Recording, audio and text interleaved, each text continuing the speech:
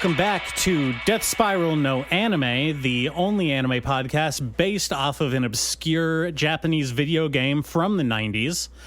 Looking around me, taking in the atmosphere. It's summer. It's summer, and we've made the very summery type edition of the podcast where we sit inside and read manga, play video games, just like every summer. This is our summer tradition. I've been doing it since I was 12 years old. Yeah, we do the traditional drawing of the shades. Oh, I've got all the curtains drawn, all the blinds closed, lights are off, air conditioning is on. No dehumidifier because I want it cold and clammy in here, like, you know, some kind of squishy, slimy marine life. That's really the environment I tried to emulate. The best time to go into a sauna is when it's really hot out. I don't think that's true. No, it's true. It's true. Okay, all right. I'm going to have to ask a Finnish guy about that. You get into the sauna, and then you get out of the sauna right into the hot air, and that temperature difference is really good for you and your skin, and it's like a nice shock to the system. Well, you know, presumably the hot air outside is still going to be colder than the hot air in the sauna. You know, the room made for keeping hot air in it. For a couple more years, that might be true. For a few more. Yeah, we got like what, 3.5? 3, 4 more. Yeah, until the equator reaches where I live. Yeah, it'll be great. The Earth is just a cylindrical tube floating in space. Won't change the summer edition of the show, the traditional summer edition of the show.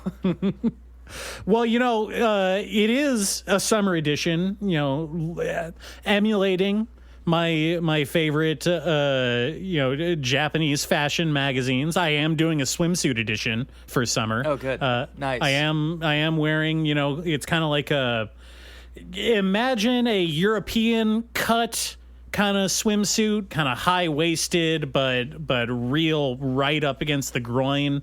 And it's kind of a bright yellow with that Bruce Lee black racing stripe down it. Sure. And do you have like a semi-translucent, what do they call it, sarong? I do, yes. Yeah, kind of draped over my shoulders. Sometimes I can kind of fold it over and use it as like a scarf or a shawl, you know, if the sun's really beating down on me. Sure. People don't accessorize enough with their swimsuits. At least guys, you know, I gotta say. Not guys. In anime, all the girls in the swimsuit episodes seem to have all kinds of crazy shit just like all over the place. None of it to actually cover up anything. Yeah, I think we've talked about it a little bit before, but it's like, you know, there's two types of swimsuit in manga and anime. There is the micro bikini, and then there is the like one piece with lots of frills around the shoulders and hips. Well, then don't forget the classic school swimsuit that real freaks and perverts are obsessed with. I don't see what's attractive or alluring about that. That's a uniform, you know, like a cop wears. School swimsuits are basically cop uniforms. It's true. And much like all school uniforms, they must be destroyed. I went to school, grade school with uniforms. I do have to say that it is a type of psyop. It is psychological warfare. Yes. It is a form of torture. They're not cool. Nobody looks cool. They're not cool. Yeah. You know, depending on which teacher we had, you would get in trouble, whether or not you had your shirt tucked or untucked. Obviously, I was an untucked kid because that's what all the cool kids were doing. You gotta untuck. You gotta untuck. You gotta. Yeah. Or else you're a teacher's pet. Oh, yeah. Meanwhile, we're out here like in public elementary school with all the poor kids, and it's like a 5th grader comes to class wearing his Cannibal Corpse shirt. Yeah. or I was going to say an ICP shirt or something like that. Yeah, where they're like nailing somebody to a wall. Uh-huh. And this is what I'm saying is good. That's a good thing. And Japanese people should do that. Like disease, you have to build up a tolerance to culture. Like, you know, once I got into high school, coming out of a 4 years of Catholic school with uniforms and the whole thing.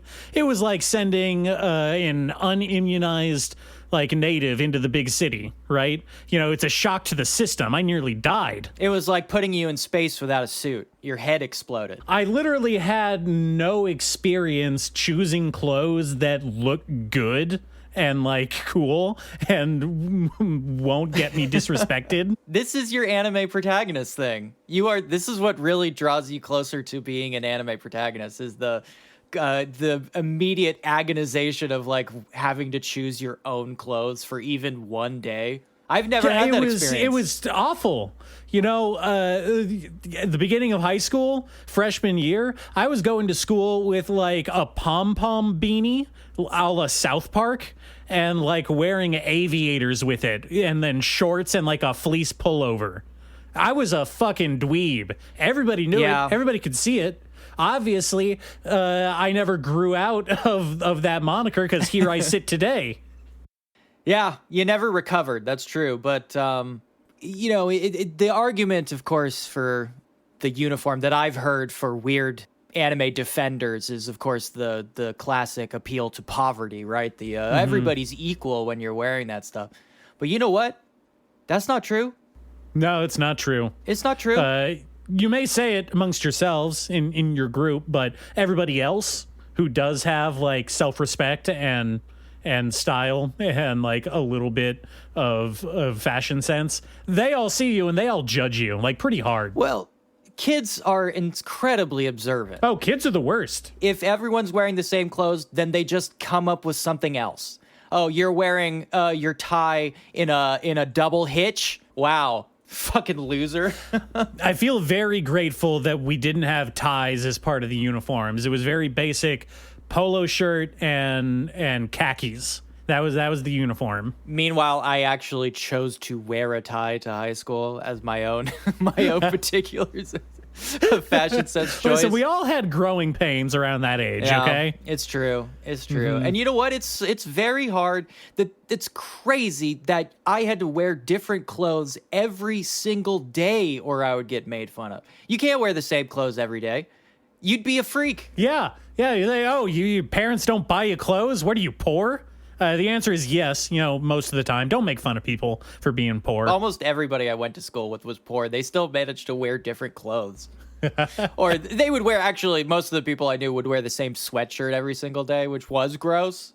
But they would at least change their pants sometimes. Now, I got into the habit. I fancied myself a hat guy, which obviously did myself no favors, but I kind of had like a what do you call it? Denim, like a green denim newsboy cap that I wore every single day for like the last... A Kangol hat. Yeah, a Kangol hat. Kinda. It had a button snap on it, on the brill to keep the lip of the hat material kind of in place that you can unbutton, I suppose, if you had a lot of hair. It's terrible. Yeah. I wore that every day of high school for a junior and senior year. I really was like in the back of my mind, I was saying like, all right, this is it. I'm going to make it. Finally, people are going to recognize my personality as the guy who wears the same hat every day. I'm a hat guy, and now everybody's going to know me as the hat guy, and that's going to be my personality instead of the horrible person that is underneath the hat, who I desperately do not want anybody to recognize. Yeah, it turns out that they didn't notice the horrible person, but they didn't notice the hat at all. They didn't notice me, like, at all. I did kind of never really break out of mob status in high school, which I suppose is, a neutral ending. Could have been worse. Could have been worse. You know what? If you had worn the Naruto headband, at least they would have noticed you. True. It did the Naruto run across the campus during lunch. Imagine if you were a Naruto headband kid, but like also one of like the goth smoking kids. You walk up to one of the goth kids and you're like, "Can I bum a cigarette, Date Bayo?"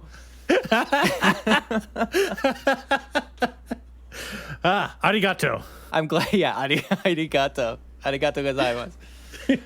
Well, I'm just over here sitting here with my my square watermelon, ready to beat it with this aluminum bat and feast on the goo inside in traditional anime summer style. You know, those square watermelons are a scam. They're not square? They don't taste good. Oh. No, they're square, but they're all like rotten on the inside. Like they're shitty watermelons. Oh, they're square, but they are rotten. That's a real shame. You know, just like the underbelly of the anime industry, they are aesthetically pleasing, but rotten to the core. That's how unfortunate for me. I was just about to bash this thing open. I guess I'm gonna take the blindfold off. No, you lose all the value if you bash it open.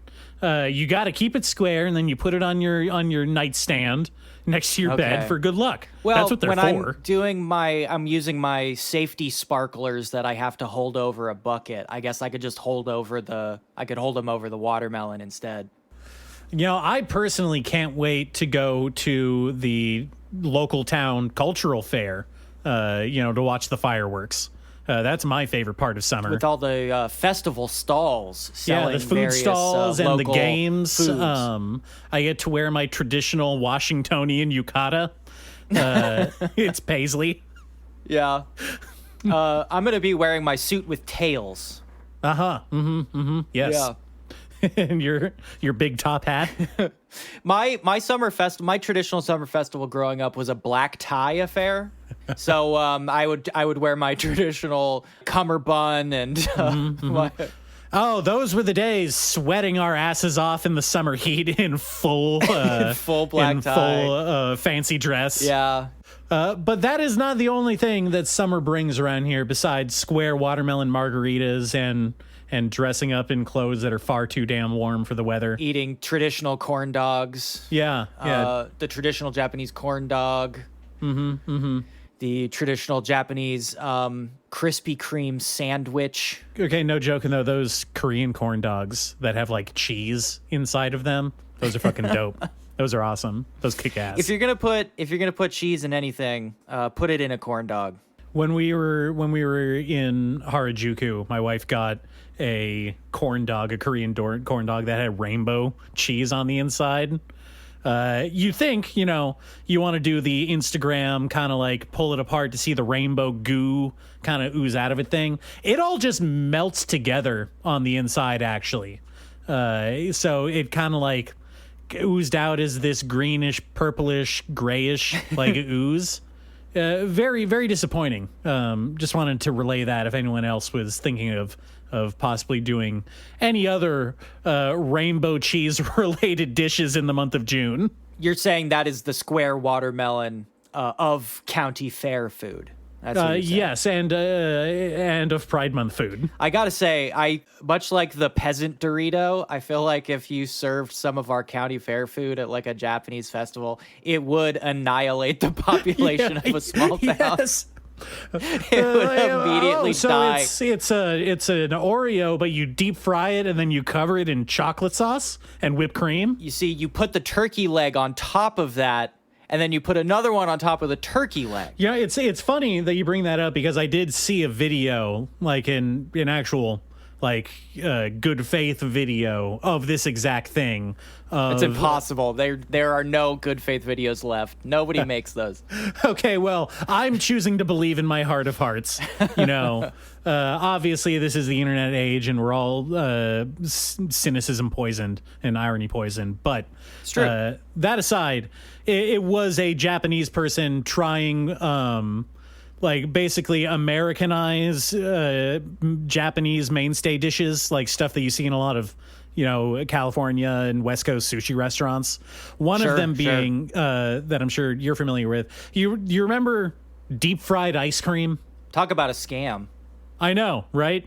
That ice cream isn't deep fried, just the batter is. It's just ice cream on the inside. It's not deep fried. It's the square watermelon of ice cream. But that was one of the items which, I guess I never took the time to ask why all American, or at least most of, a majority of the ones that I've been to, American Japanese restaurants have deep fried ice cream as a dessert item when it's like not something that is like a thing. That's not a Japanese thing. I'm sure there's places in Japan that do something like that, but like it was not They invented don't deep fry there. ice cream over there. That's not true. We also have and then maybe this is connected because we also have the deep fried sushi roll. Yes. And also that is a distinctly American thing. If you want to get into it, what we call sushi as like a category has a very specific meaning of, either nigiri or sashimi in Japan. And we kind of use it as a catch-all for the entire genre of dishes. But what we're talking about is a maki roll, a deep-fried maki roll, which if you ask a Japanese person, is a Korean invention, believe it or not. So I think it's kind of a Spanish flu situation where everybody's just pointing the finger at somebody else. Everybody's blaming somebody else. What about the sushi rito? Oh, well, that is... Where does that fall? Oddly enough, that's Australian. They are much closer to Japan than we are. Another weird thing. I thought that as well, but... Wait, is that not true? No, it's not true. We met a fair amount of Australians and New Zealanders when we were there, and we always asked them, how long their flight was, because we were always surprised for them to confirm that it's about the same distance. Like, it's about the same flight time from Seattle to Tokyo as it is from Melbourne to Tokyo. I always assume that's because those silly Australians do everything backwards, so they probably flew down and up back around. Well, it's because they're a bunch of, corrupt thieves, and they're all stealing the plane fuel as they're all siphoning plane fuels and stealing, ashtrays from the flight lobby. Yeah, these silly reprobates. Yeah, you can't trust them. That's why we shipped them all to fucking Australia, where we were hoping the plants would kill them. It's wild that they let Australians into Japan. I mean, just imagine the worst case scenario there. They stay. Yeah, bloody immigrants. Oh boy, we hate them. We hate Australia. Okay. Oh, we are getting so far off track. All right, I gotta say this. Hey, you know what else summer brings? Not Australians. We don't let them in. God damn it. We're in the middle of massive anti-Australian demonstrations here in California. I don't know if anybody is following the news. Oh wait, is that what's going on in LA? They're trying to get all the Australians out? Yeah, it's been crazy. Obviously the state is pro-Australian immigration. That's why they're mowing protesters down with machine guns. Oh, jeez. But we'll get them out. We'll beat them.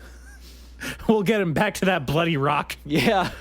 Oh boy. Okay. What I was trying to get at is also Summer Game Fest, right? That's good. That's politically neutral, right? I don't know. I think I saw some Australian games mixed in there. Well, putting aside the Australian games, we do have some announcements that I'm kind of interested in. Are they anime related? Yes. By the strictest definition, yes, because we're getting a new Scott Pilgrim game. How about that? Oh, that's not after 18 years or whatever, 15 years, we're getting another Scott Pilgrim game with Anna Monoguchi, with Robert Paulson involved, or Paul Robertson. His name was Paul Robertson.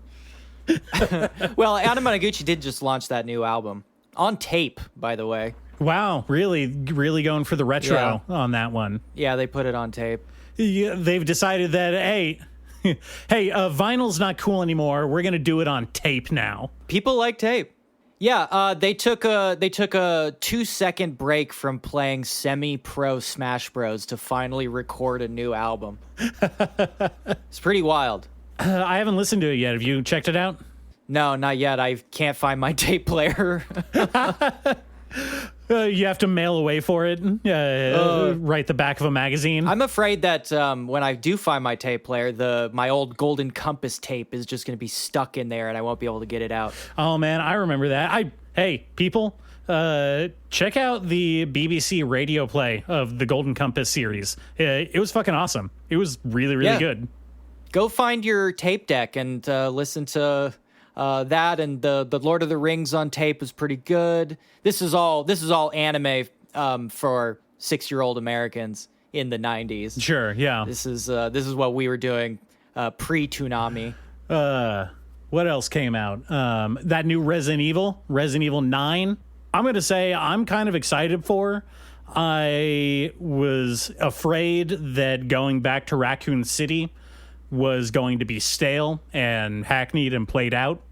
I think that having it be set in post-nuke, like Mad Max Raccoon City with like futuristic desert apocalypse zombies, that's kind of an angle I'm interested in. Yeah, and Jigsaw's there for some reason. It's fucking awesome. Jigsaw's there.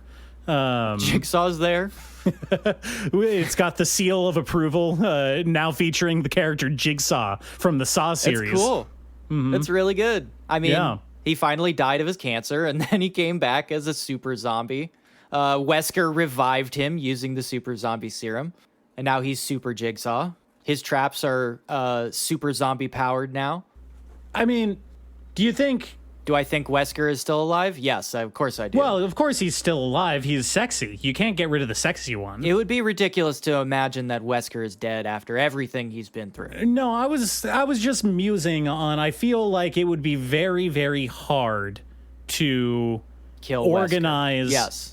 Organize a Saw trap to the level of excellence that we're used to in a post-apocalyptic zombie wasteland. I feel like maybe the zombies would get in the way. They'd be hard to corral. They'd be hard to make, make them cooperate with the scheme and theme of the traps. I think you're forgetting Resi 4, where the brain-dead villagers still managed to set up various pitfalls and rolling rocks and whatnot. Fair enough. But again, debatably, those weren't zombies. They weren't made with a virus. They had brain-controlling parasites that made them smart. Yeah, if you're woke, I suppose. Listen, the point is there's going to be no woke zombies in this new Resident Evil. You have to play as a woman in a Resident Evil game? God damn it. Go woke, go broke. I'm honestly not seeing that many anime games in this Steam Next Fest lineup. There's a regular crop of visual novels, and I already talked last week about the visual novel I'm playing, which is anime, of course. Got off that joke route finally, back on another joke route. I managed to fall directly into another one. It seemed so okay. In what is this? Barrier 100? Is that what it was called? 100 line Last Defense Academy. Same thing. I basically got the gist of it. What I'm wondering is, why are the joke routes so obviously set up as like punishments for the player for choosing the wrong answers? It feels like that is maybe against the spirit of the game, or maybe it isn't. Maybe trying to discern an actual real story from it is the gameplay. Yeah, see, this is how I can really tell you haven't played a lot of these things.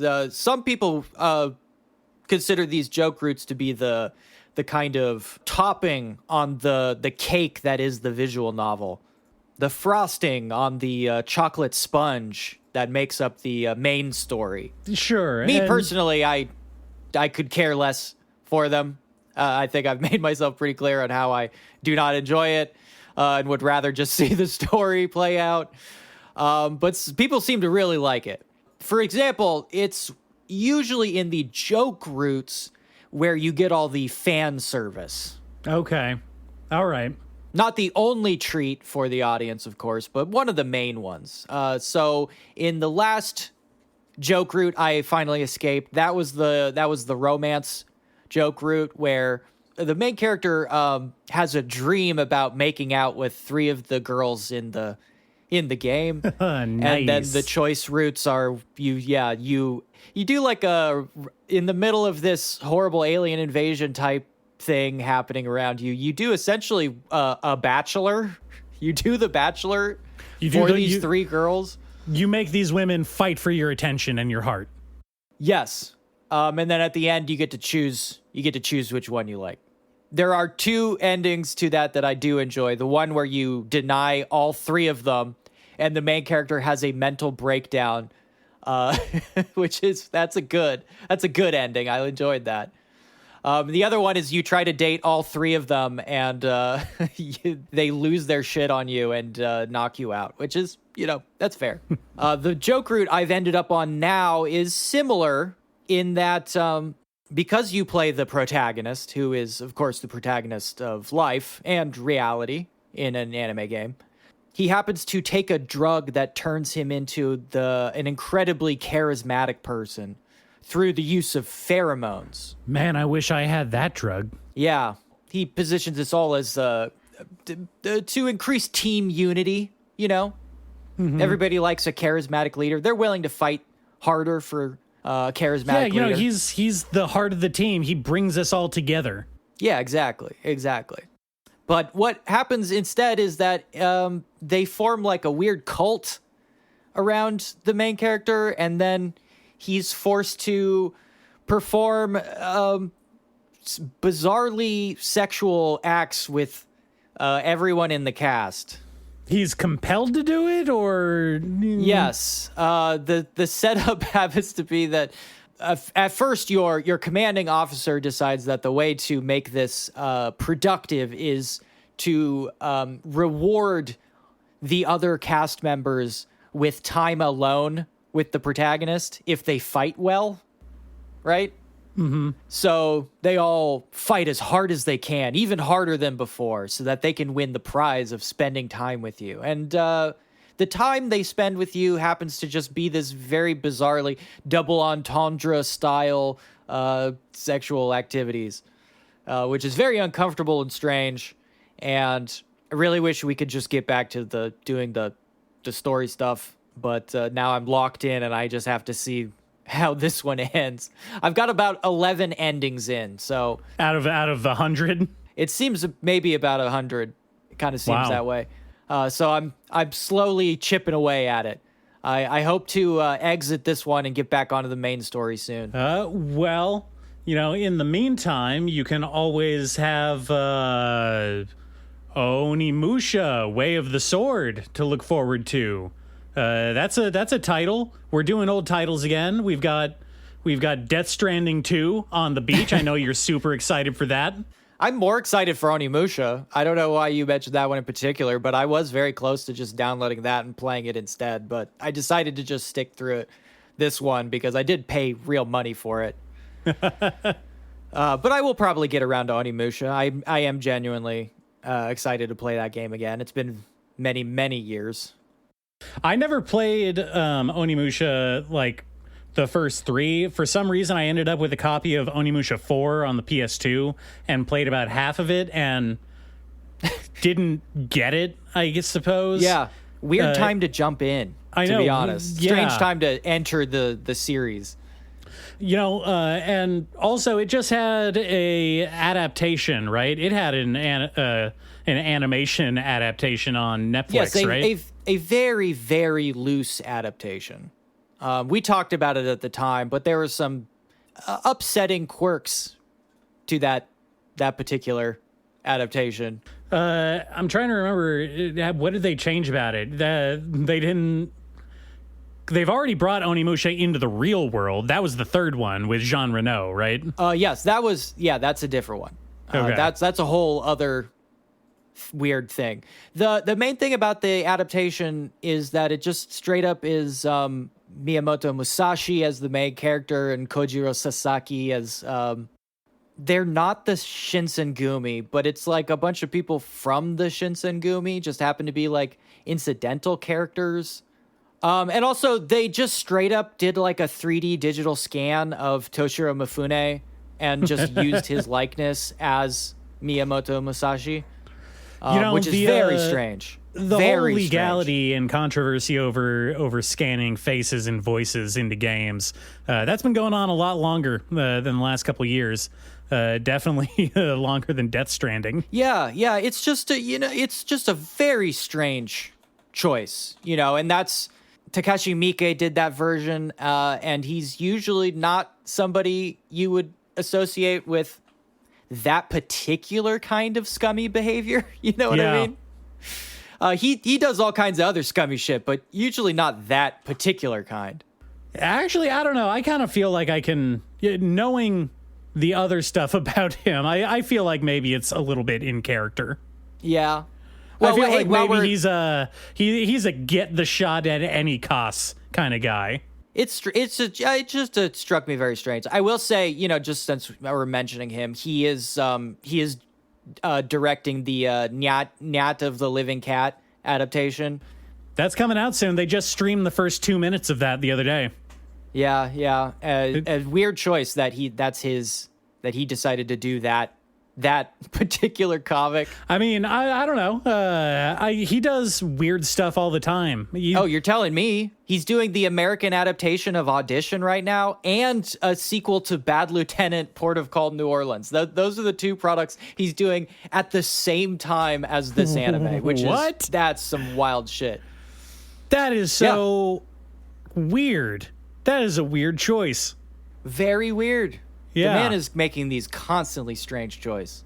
I mean, what I was about to say is that I have like this because of Audition and, a bunch of his other early movies that I associate with him. I think of him as a horror director, but like he's not. He does everything. He does whatever he can get his hands on, it seems like, which is admirable. He's prolific and kind of hope he doesn't stick around in the anime space. I feel like when he was doing the live action anime adaptations, that was a little bit more productive. I don't think we need him. I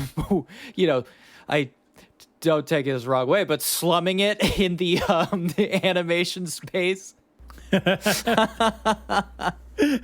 Hey, yeah, maybe the Night of the Living Cat adaptation will have some real gems in it. I'm not holding my breath though. I don't know. I just like the concept. I'm definitely gonna check it out when it comes out. I have no expectations. I have not read the comic. Yeah, sure.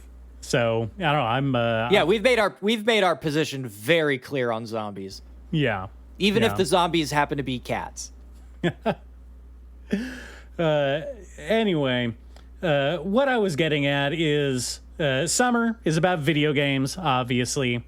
And because I'm poor and don't have money and also aren't particularly excited about any of the games that got announced for Summer Game Fest 2025. No, absolutely not. And, just very casually looking at the anime tab itself, it seems to be, let's see, hentai, hentai. Yep. Hentai, asset flip, hentai, AI generated hentai. Wow, yeah, hard to get excited. It's bleak out there, folks. It's hentai or Death Stranding 2 on the beach. Those are your two options this summer. Have fun with it. Anyway, I've been. As I always do in times of deep depression and, personal, moral, tumultuousness. Tumult. I'm playing Souls games again. I went back to Elden Ring. It is something that I've become incredibly good at just mindlessly playing through, it's almost a meditative act for me at this point. Oh yeah, you're not even enjoying it. Yeah, I feel nothing from it. It's not even what it's about. To enjoy something implies that I would desire to have it. I've rid myself of all desire while playing these games. In my Buddha-like state, I become more one with myself and the universe. That's the real reason I do it. I think you're just purely dissociating. Marines are invading California. Time to play Elden Ring again. But I thought that I would at least try and step outside of maybe just that one mode of engaging with Elden Ring. And so I decided to read the Elden Ring manga that has been publishing for the last few years. Yes, of course. Cross media. Well, as I was saying before we started recording, I am a little goblin. I need my content. And when I've consumed my content, I need ancillary content to that content to keep consuming. Yes. Let the treats flow. Let the treats flow. I cannot turn the hose off without dying. So obviously this was the next step. And it brought up before I even started getting into it, I started thinking about like the concept of manga adaptations of video games, which is something that I've seen, this may belie my age a little bit, but I remember when you could walk into a store that sold books and they had like shelves full of manga. You remember that? Oh, I remember even deeper than that. I remember when they used to have little anime drawings of the pixelated characters that in the manual for the game you were playing. And that's how you knew what they looked like. Exactly. Yes. It's the reason Tetsuya Nomura has an entire fucking career. that one thing. His one job that he started off in was drawing the little headshots of what the pixel characters look like. And now they got the real guys like Amano to do the cover design. Yeah. And then they would bring in him to do the little supplementals. Yeah. And so I always kind of had this conception of a video game manga adaptation as essentially a companion book to the game, something that is more or less like an extended section of those like little drawings and sometimes even little comic strips they would put in the game guides, right? Something that provides more context for the game itself. I guess before I get into the Elden Ring manga, which I'm going to start by saying I think it does a really good job. It understands the assignment of what it's trying to do. I decided to go read a couple other manga adaptations of games that have been very dear to my heart, very influential to me as both someone who enjoys video games, someone who enjoys anime. Okay. That's funny because I did the exact opposite. You read video game adaptations of manga. No, I read manga adaptations of video games I either have zero interest in playing or actively despise. Okay, all right. Well, that is an interesting take on it. I started off by reading something that I had seen in stores like a lot over the years, and that is the Ocarina of Time manga adaptation. Sure. We're all familiar with the memes. With the memes. With the various memes. First off, I think that as far as a relaying of the events of a game that basically has a story you can write down on a single page, right? It does its job of just showing those events happen again. The Ocarina of Time manga is split up into 2 volumes. First volume is Kid Link. Second volume is Adult Link. And it is essentially just a quick rundown of the events of the game, with added dialogue and some scenes to kind of make the world feel a little bit more lived in and a little bit more like realistic. Obviously, Hyrule Town Square isn't just going to have like 5 people standing around and a dog like running in circles. It's like a big city with lots of people walking around. But this manga adaptation already absolutely fails the assignment, does not get a good grade because it does the chief capital sin that everybody apparently does when they try to adapt a Legend of Zelda game into any medium that's not a video game, and that is they make Link talk. Yeah. Which is the worst thing that you can do. It's never been done well. Obviously, everyone clowns on the 90s cartoon, excuse me, princess. That's not the cartoon. That was the game. No, that was also the cartoon. The cartoon put that was in the more cartoon? based off of the CDI games than the Nintendo ones. That's a thing. Wow, I didn't know they had it in the show as well. I knew it from the CDI game. Yeah, no, it was in the show. It was almost his catchphrase. He said it like once an episode.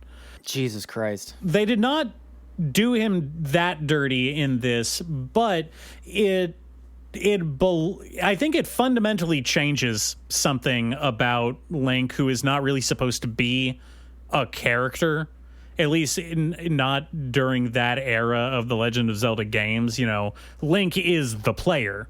He is the player insert. He doesn't talk in the sense that we think of having conversations. He's me. I'm Link. I'm Link. Link is me. Yeah, he's a little guy that I control around, and he can say yes or no when people ask me questions. It's me. I'm Link. Well, yeah, I mean, we're all Link, you know. No, I think it's me specifically. Nobody else can be Link besides you. No one else is me. I even look like him. That's what I look like, by the way. All right, let's not flatter ourselves here. I look like that. That's what I look like. Yeah, I think you would be hard pressed to find someone who would describe you as cherubic. How dare you? Hey. And so I think that is really I think that's the end of it, really. I don't have a whole lot to say beyond that it was a dumb, bad decision to make Link talk, because they make him like your generic kind of, not sassy, but a little bit hot-headed, a little bit, outsider kind of main character, standard anime kid. You know, yeah. He is a shonen protagonist, basically, in this adaptation with the characterizations they give him. You know, he talks with Navi, which is kind of weird. Which also, they give Navi kind of like a Tinkerbell thing going on, where she gets like kind of like jealous of Link talking to other female characters. Like she gets very you gotta. You gotta. Yeah, I mean, what else? She's a little fairy. Of course she's going to Tinkerbell. What else are they going to do? On top of that, they do give actually a little bit what I think is more needed character to Zelda in the manga, where they kind of make her more of a what is implied in the game with its limited dialogue, but she's kind of like a, Princess Jasmine type, where she's the tomboy princess. She likes to sneak out of the castle and go into town, and she rides a tiger. Yeah, sure. Mm-hmm. She rides a big old wolfos around. It shoots ice breath at you. She's Persian. It's actually a big change. Well, that upcoming Guy Ritchie adaptation of Legend of Zelda, that's going to be, that's really where we're going to see it, Yeah, he makes her white, which I think is just a really bad choice. It's not going to age well. Mm-hmm. So, yeah, I don't know. I feel like, let me ask you this. If you were given the task of adapting a video game, like a video game into a manga, what do you think the point is? Well, the point would be to satisfy my contractual obligation while I'm busy trying to negotiate my true passion project, which is where that Legend of Zelda manga came from, as I did mention when I was talking about Kamudo, because the manga of Legend of Zelda is by Akira Himekawa, whose Kamudo is now running, and Kamudo is very clearly what Himekawa was trying to work on, because Himekawa's main character is Link. He's just the way, like, Kamudo's character is just what they used for their Link. And the whole world has basically a very similar feel to the way that they interpreted that game. It's made very clear to me that they were just practicing for Kamudo. And it paid off because Kamudo whips. Kamudo's cool. I mean, I can't blame them, do what you can with what you got. Get the money, right? Do what you got to do, man. Get that money. Same reason why Q Hayashida did the Maken X Another manga. They were trying to get serialized for the first time and needed money. And these weirdos were like, we need a manga tie-in for this video game. And we just happened to find the person who's probably the least possible suited to making that in a manga tie-in. Kyu Hayashida, the creator of Dorohedoro. Good manga. I haven't and never will play the game, but that manga's pretty good. Q is fucking rocking. You present an interesting case in the whole thing. Yeah, someone who's read the manga and is never intending to play the game. Yeah, no interest at all. See, I don't think that is the main point of these. Obviously, the main point is to churn out content, to tie in something that is tied into the brand, so you get royalties off of it. That's the point. But that is the point.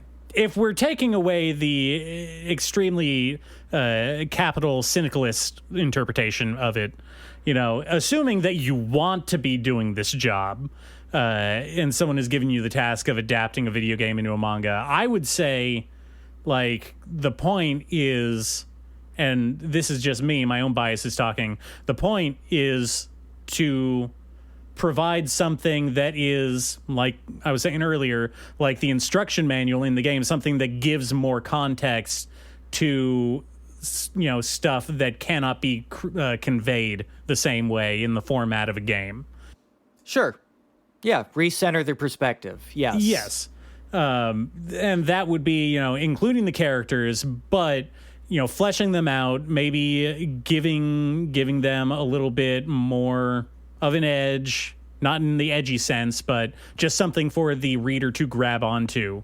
Link doesn't talk, so what are you going to do? Are you just going to have a mute protagonist who does everything through action, and you have a silent dialogue minimal story like Blame? Yeah. Obviously, that is the right thing to do. That is the correct way to do it. That's not what anyone does, though. They make Link talk because you have to have him be a little shonen anime boy to show that he's the main character and that he's the hero. Well, I would say it's weird that you say that because, like, by far, this project started off sort of like what you're describing. One of the ones I've read, obviously, is like the adaptation of the first Final Fantasy game. And that is very much like, well, the pixel art of these guys on the screen is about, 8 to 12 pixels. And the world is not too many more pixels than that. Why don't we create a version of that where people can actually interpret it as we see it in our mind's eye? But that is such a minority here. The vast majority of manga adaptations of games are just redrawing a visual novel. Basically, that's it. Yeah.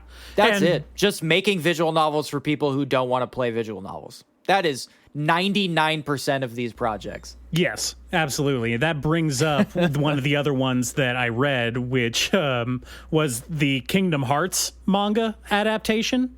Oh, sure. Yes. Well, because I wanted to see, it got me thinking, the Zelda one. Zelda has a very minimal story. I wanted to see what a manga adaptation of something that has a very... Of a game that talks too much? Yeah, of a game that talks too much. Yeah. That has a very rigid, linear, spelled out story. You go from point A to point B to point C to final boss, and that's the game.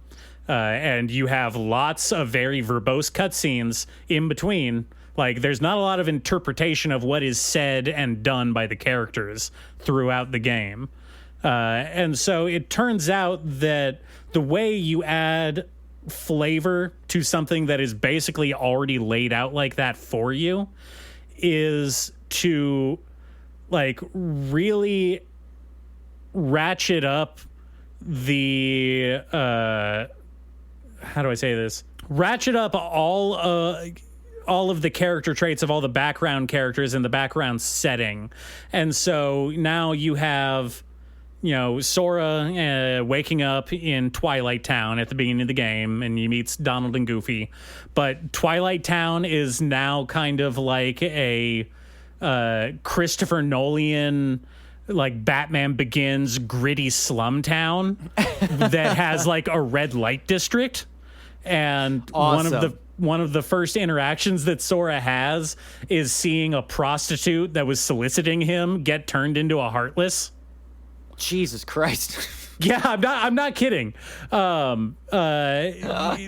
He wakes up in an alley, and again, this is, a 12-year-old Sora. He is a child, and a voluptuous woman comes up to him and is like, "Hey, baby, come with me. I'll take care of you." And then she gets her heart ripped out by a shadow demon, with the, implication being that because she was of impure heart and morals, that's why she got killed by a shadow demon. Man, I love Kingdom Hearts. God damn. Shit's so smart and cool. Hey, we haven't even gotten to the time travel subplot, man. And also it feels like this one, because another thing about the Kingdom Hearts manga adaptation is that it came out 5 or 6 years after the game was released. The game came out in 2001 in Japan, 2002 in America, and the manga came out in 2007. And so it was not a straight, tie-in adaptation. It was a promotional thing created, to hype up the release of Kingdom Hearts 2. And part of that is that there is already this existing fan base for Kingdom Hearts. What I'm trying to get at is that they lean really, really hard into the shipping subtext between Sora and Riku. A lot of innuendo, a lot of stolen glances between those two. They were really courting a very specific demographic of Kingdom Hearts fan to buy the manga. The exact opposite of me. Yes. Yeah. Yes. But I also have to give despite it being definitely weirder and darker, and dark in an extremely weird way compared to the game, which I think is kind of an interesting angle to take on it, even if it doesn't pan out in the long run. I think it's kind of it's something, it's something besides just being, traces of the cutscene storyboards, right? Yeah, if you want that, there are plenty of other versions of Kingdom Hearts that are just recounting the yeah, you can find them on YouTube. Details of that plot. You have to pay for them. There are full paid products that are just that. Despite that, this does get negative points. It is absolutely awful by the fact that it was, for some reason, it was drawn in right to left format. And I don't like that. I don't appreciate that. You mean left to right? I do mean left to right. American. It was drawn for Americans is what I was saying. Interesting. Yeah. To the point where they put a primer page at the beginning of the volume reminding the reader that this one is read like American books, not like other manga. It's read in left to right, which is atrocious to my eye. I tried to read it, and I'm so used to doing it the proper way, the correct way. I kept reading all of the pages backwards. Yes, like a good little weeb. Yeah. But that brings me back, because those are two examples of, I think, are the wrong way to do an adaptation of a game like this. So that brings me back to what I originally wanted to talk about, which is Elden Ring, The Road to the Erd Tree. Sure. And you were saying this is pretty comparable to the Far Cry 3 manga, right? Yeah, very much in the same vein. Yeah, sort of adding sort of more layers to the rich lore and backstory to the game that we all know and love. Well, okay, here's the thing. I was not expecting this. I went in knowing nothing about the Elden Ring manga. I knew that it was a thing that was going on, but I started reading it, and it's a comedy manga. It's a straight up slapstick comedy. Oh, you gotta. Yeah, you gotta. And the thing is that it's really funny. I think it's really funny. That Far Cry 3 manga, not funny. It is not funny, you know. It is about Voss as a kid learning how to kill people. It's pretty grim dark. You know, it goes in a different direction. We all know and respect Voss as one of the great video game characters of the last 2 decades, obviously. Yeah. People love that Far Cry 3. He's very funny in the game, and they took it in he's a completely always, different direction. He's always talking about that insanity thing, and then he's always saying it twice. It's he's a joke making he that does. joke. He's making a joke over and over again. And then you burn that weed field. Oh, man. Far Cry 3 sucked. You remember that? No, that fucking ruled. That was awesome. No, the Elden Ring manga is a farcical, comedy adaptation of the game, which I think is obviously the correct way to go in a game where the main character you're adapting is less of a character than Link in Legend of Zelda. He has your tarnished, your character in Elden Ring is nobody. They're a literal blank slab. Hey, speak for yourself, man. Hey, you're a nobody too. Mine is a full-on Elden Lord. Well, once everybody becomes Elden Lord, then nobody is. The Incredibles taught us that. Yeah, but I didn't summon, so my world is untainted. Oh, look at big man on campus over here. Yeah, that's right. That's right. And so our main character is an amnesiac, obviously, who wakes up naked, afraid, and angry at everybody around him. And immediately what I figured out is that the main character in the manga is essentially someone who has never played a Souls game before. They get dropped into the game with no experience, no idea what's going on, no context for any of the vague not even storytelling, vague lore and stuff that characters mention, in cryptic little quips and whatnot. And so he's a dude in underwear with a club, and he's like, what the fuck is going on? And it turns out that he is also the type of player that kills NPCs without talking to them, which is very funny. Awesome. It's super funny. I love that. He walks out of the first dungeon and you see the white mask guy who calls you maidenless. He's like, what the fuck did you call me? And he fucking kills him right there. Yeah, me too. A lot of people did. Yeah. But on top of that, it's treading this weird line where he is essentially a gag character, right? He is the ultimate player insert, out-of-towner, essentially. And so all of the other characters that he interacts with from the game are playing it very straight. And in a lot of cases, basically just reusing the same dialogue from the game. But they have to react to this childish, greedy, vain psychopath. And it's about, the real story seems to be about Melina, who is, the lady that shows up at the sites of grace, the campfires, to help you level up, right? Yeah. And she's like, all right, stupid, listen here. I'm going to use these runes to increase your intelligence, and maybe that's going to make you not a horrible person that makes horrible decisions all the time because you keep dying. Sure. He's like, fine, whatever. And I really like that concept, And on top of that, they are playing around with a lot of the other. Not every NPC character from the game is being played straight. You have a bunch of the bosses take on super stereotypical rom-com anime archetypes. So Godric the Grafted, who's the big Frankenstein meat horror boss at the end of the first major dungeon in the game. Whenever he is off screen, not directly talking to the main character in like a cutscene that's from the game.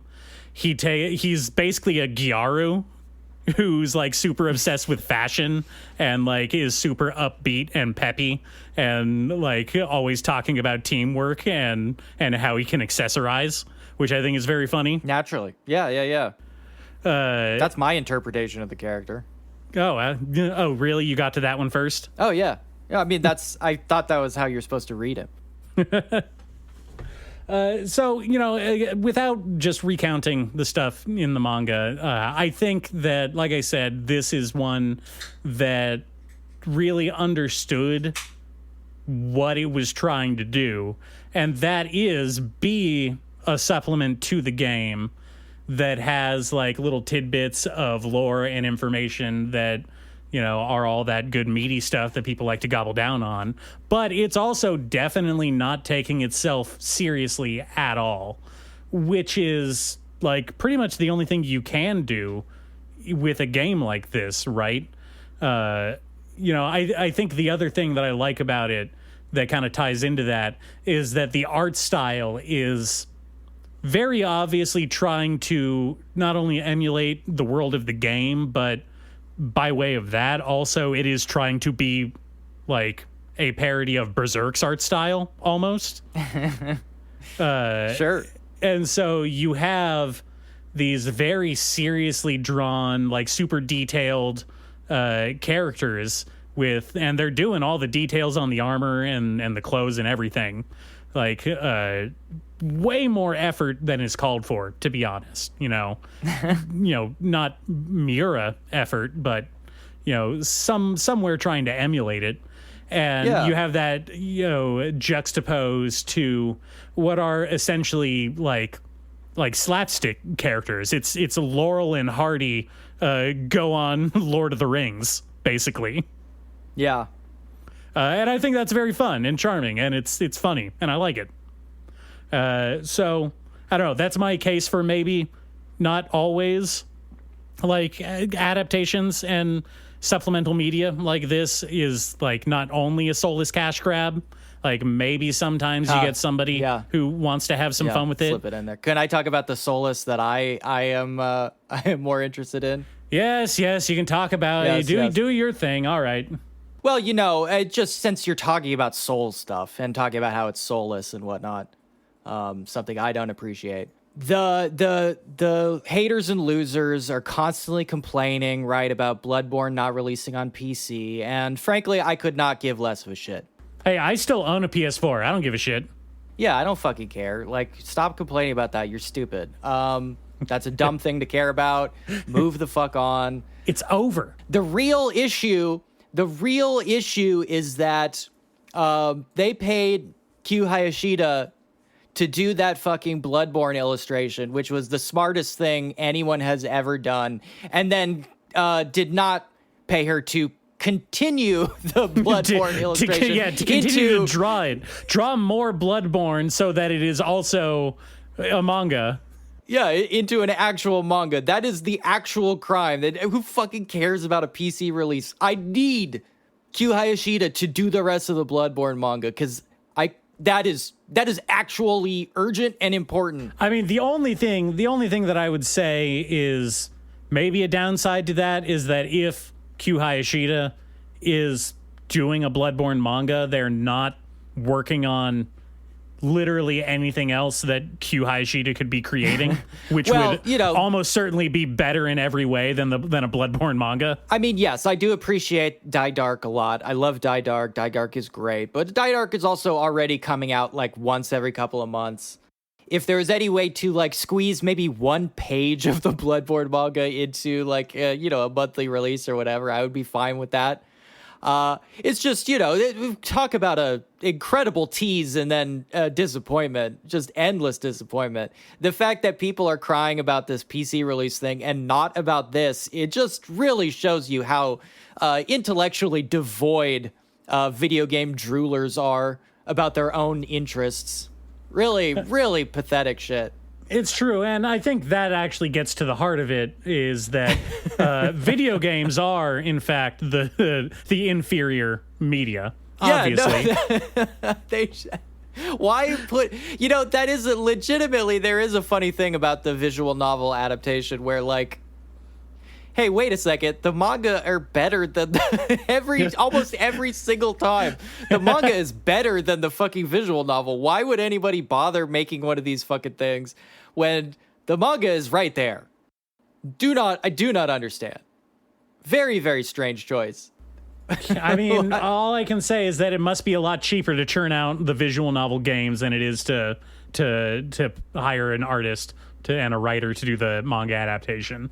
Yeah. I mean, you draw a couple of full body shots, a couple of like head close-ups, you draw their mouth flapping every once in a while, you draw some sexy poses on the, for the sexy ending or the funny ending. Boom, you're done. Then you just make text boxes. Like you and I, we could make a visual novel in like 2 days if we really wanted to. Oh, and I have.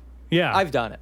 Yeah, no, we're like George Lucas. We made a bunch of small indie visual novels that we're just going to release for, just for our own viewing. Well, my personal ethos is, of course, if you're going to criticize something, you should do it first. So I try to always do that first.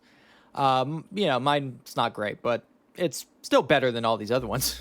And yes, we have made in complete Souls-like games, and that is what gives us the authority to criticize them this way. Yeah, exactly. And my thing is, the visual novel is obviously just read the manga. What I appreciate is when they put out little one-offs of fighting game character stories. That's what I'm really interested in. I want to, the Tekken manga, that's good shit. The Street Fighter manga, when you're like, oh, I want to see fucking Ryu and Ken's backstory. That's the good shit. Why make any of this other shit? Nobody gives a shit about fighting game characters. Sorry, I gotta say it. Nobody cares about the characters. They are simple, delivery devices for different move sets. You should make a fighting game that's just geometric oblong shapes clashing against each other. That was Virtua Fighter. They already did that. They've done a bunch of those. You could not be more wrong. People are obsessed with these weird little guys. I mean, we've had I think 4 Mortal Kombat movies and 2 TV shows. We've had many Street Fighter movies, live action and anime. They've made Dead or Alive live action and anime movies. People fucking love these dudes. In fact, another Street Fighter movie is coming pretty soon, and another Mortal Kombat movie. I am looking forward to that new Mortal Kombat movie. That looks pretty dope. I love me some Scorpion. That last one came out, and it was pretty much... I liked every part of it except the like OC insert character. He was so bad and lame. Everyone else was pretty cool. That was so weird for me because I when I was watching it, he totally stood out to me as like, oh, this character should have just been Johnny Cage. And then they set up Johnny Cage at the end of the movie, with the poster. But it's like, why did you need to make up like Johnny American Marine, generic insert man as like the audience point of view character? I kind of understand because like if you're thinking of it from the screenwriter perspective, like you have to do a lot of work to Johnny to make him sympathetic enough for an audience to want to sit there with him for 2 hours. Like he is an asshole. Like that dude sucks. He's Johnny Cage. He's a movie star. Of course he's an asshole. That's what makes him compelling. An absolutely insufferable piece of shit. And that doesn't mean you can't do it. There are many ways to soften him up. One being that you start the movie with him being an insufferable asshole, and then he just gets beat to shit. Just absolutely wrecked. Mm-hmm. Well, that's what they did in the in the 90s movies. That was his character. But they also did the correct thing the objectively correct thing, which is make Liu Kang the main character. Liu Kang is a much better main character, and I don't know why Liu Kang was in this Mortal Kombat, but not the main character. He was like a side character, even though he had the most story going on, which is very weird. What a weird choice. The absolute disrespect both to Liu Kang and to Shaolin Kung Fu in general. And also not enough Mortal Kombating in that movie. They do maybe 3 rounds, 4 rounds maybe. I want a Mortal Kombat movie. I want a manga adaptation of a Mortal Kombat movie that's just the tournament arc. Like, that should be a Mortal Kombat adaptation, right? You don't need the whole plot about... I mean, it doesn't need to be about finding a MacGuffin and chasing people through a city and Scorpion and Sub-Zero fighting in the background. Just have it be the tournament arc, right? Like, it's so easy. Anime does it all the time. The funny thing is, you could also do all of that stuff. That is, it all fits in there as well, but it would be supplemental to the tournament arc, like we've seen in every single tournament arc manga, or as I said earlier, the Tekken manga and anime and stuff. Like, there is lots of stuff going on. Well, sure. I mean, you have to have a B team with a B plot, but, like, you need to make the tournament fights the focus. Everything is going on around that central, device, which is the tournament. My only concern with making a movie tournament arc is that you're going to have to compress a lot of the tournament arc into that 2 hours, hour and a half, 2 hours, whereas a tournament arc really wants to breathe, Listen, hear me out. It's a trilogy, and the trilogy is all one tournament arc. Well, that's ideal. That is your ideal scenario, right? Yeah. Is if you can nail the trilogy. But people aren't going to want to commit to an unproven movie. This first Mortal Kombat was the reboot back into this universe. So this was like they're really testing the waters to see if people are still interested in this. The same thing is going to happen to this new Street Fighter movie. Like, this is not a continuation of like that Chun-Li backstory movie that came out a little while ago. This is going to be yet another relaunch of Street Fighter. And we don't even know if this one is going to be a tournament. I know that Jason Momoa is probably going to play Blanca. I know that.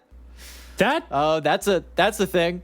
That feels I don't know if I like that. I think maybe that's bad. Okay. Oh, and here we go. Got it. There is a Mortal Kombat manga adaptation. Oh, yeah, of course there is. Hell yeah. There's also a long-standing series of Mortal Kombat American comics published by DC. Oh, yeah. So if you ever want to see Sub-Zero fight Batman, that's out there. Hell yeah, of course. Sub-Zero and Batman team up against Alien versus Predator. Oh, man, that would be so fucking kick-ass. That'd be pretty good, right? Yeah, honestly, think about it that way. Japanese manga adaptations of video games have a long way to go before they catch up to that level of excellence. At that point, they're just doing a Smash Bros. They're banging their action figures together, which is, again, the optimal way to do this kind of thing, I think. I mean, we have Marvel versus Capcom, and that new Marvel vs. Capcom just got announced. Arc System Works is going to be making that one, which is pretty cool. I am interested in that. But that is really, I mean, I obviously am on the record here, not super interested in Cape Comics and all this shit. The big two, just not really that interested in that stuff. I am deep in this manga hole, and I'll probably stay here for the rest of my life. But I am willing to admit, the big advantage of American comics is that they can just mash all these people up, and they do it all the time. Yeah. They just say anything goes, basically. They don't even have like an internal consistency guy. Yeah, no, they don't even fucking care. They'll do multiple at the same time. Hey, you want Marvel versus Capcom? Well, they got Marvel versus Capcom versus Tatsunoko versus Capcom. There are so many Batman comics. If you pick a random like fictional character out of a hat, Batman has teamed up with them at some point. Oh, sure. Batman's teamed up with Frankenstein, Dracula, all of the big monsters. Yeah, all the monsters. Yeah. He's gone back in time and teamed up with Sherlock Holmes, obviously. Two great detectives. If it were the Bat manga, he would be a descendant of Sherlock Holmes. Well, he fights the Yakuza, as we know. Well, that is another upcoming one that I'm excited for. We got Ninja Batman versus the Yakuza League. You're excited for that one because you said you hated the last one, and I did not like it either. I'm a forgiving guy. I believe in always giving people second chances. You're ready for sexy anime girl Wonder Woman. You're all the way in. Well, I can't say that I'm against it.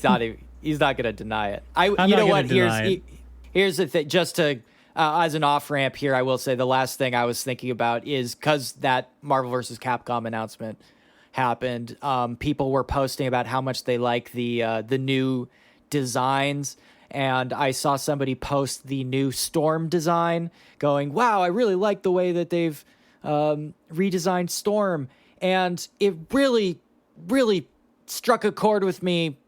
Not a chord, maybe like a sore tooth, like hit me in a sore tooth, like really just shot my body with pain.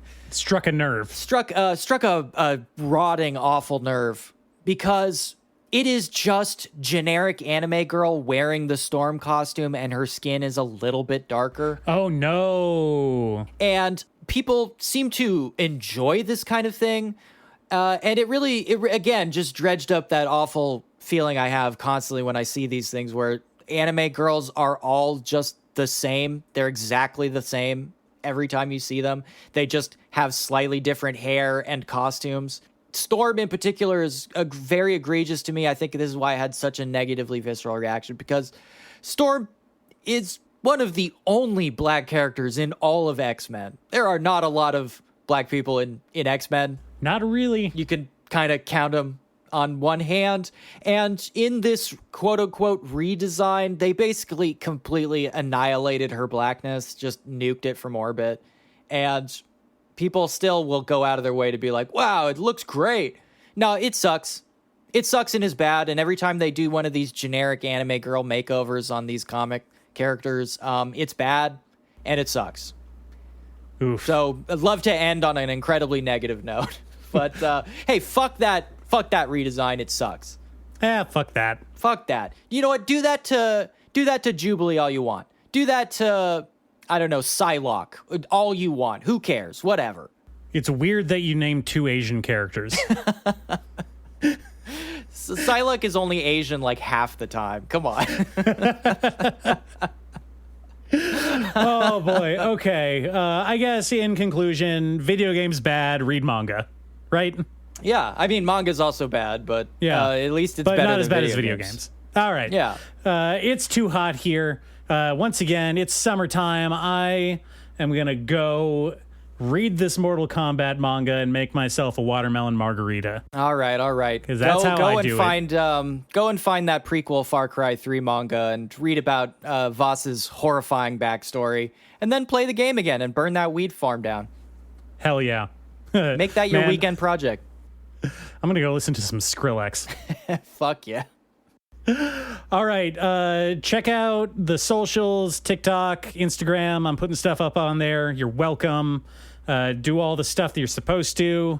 And talk to you next time. Bye.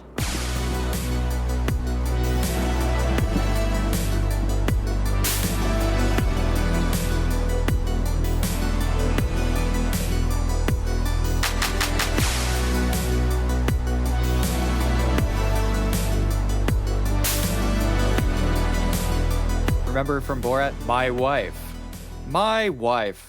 My name is Borat. I rent movies from Blockbuster.